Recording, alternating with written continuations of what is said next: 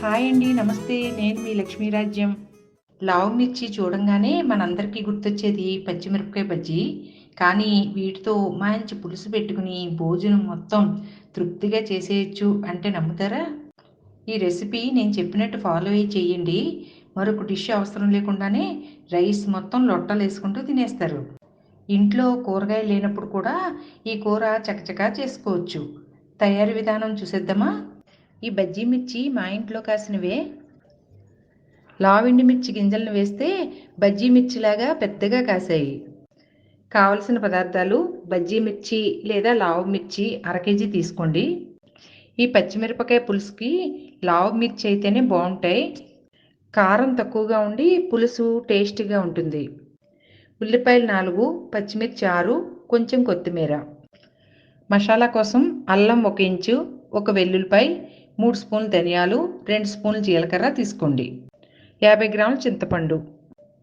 ముందుగా మిరపకాయలకి ఘాట్లు పెట్టుకుని పక్కన పెట్టుకోండి.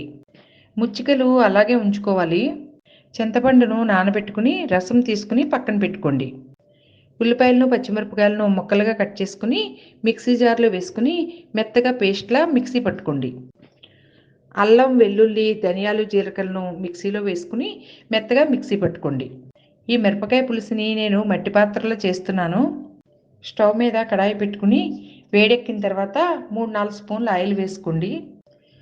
ఆయిల్ వేడెక్కిన తర్వాత మెత్తగా చేసుకున్న ఉల్లిపాయ పేస్ట్ని వేసుకుని వేపుకోండి. ఉల్లిపాయ పేస్టు బాగా వేగిన తర్వాత కట్ చేసుకున్న పచ్చిమిరపకాయలను వేసుకోండి. 1/2 స్పూన్ పసుపు, 2 స్పూన్లు కారం, తగినంత సాల్ట్ కూడా వేసుకోండి. రసంగా తీసుకున్న చింతపండు పులుసును కూడా యాడ్ చేసుకోండి.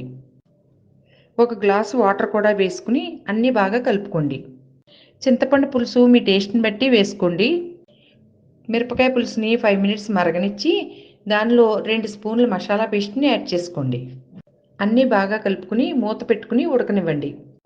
5 మినిట్స్ ఉడికిన తర్వాత మూత తీసుకుని తరిగిన కొత్తిమీరని వేసుకోండి. మిరపకాయలు ఉడికింది లేనిది చూసుకుని పులుసు దగ్గరగా చేసుకుని స్టవ్ ఆపేయండి. అంతేనండి, కారం కారంగా టేస్టీగా ఉండే పచ్చిమిరపకాయల పులుసు రెడీ.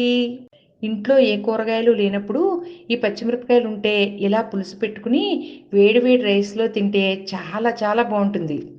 బజ్జీ మిరపకాయలని బజ్జీలే కాదు, ఇలా పులుసుగా కూడా మనం పెట్టుకోవచ్చు.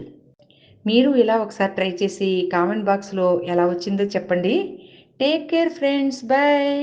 నా వీడియోస్ మీకు నచ్చినట్లయితే లైక్, షేర్ అండ్ సబ్స్క్రైబ్ చేసి నన్ను ఎంకరేజ్ చేయండి.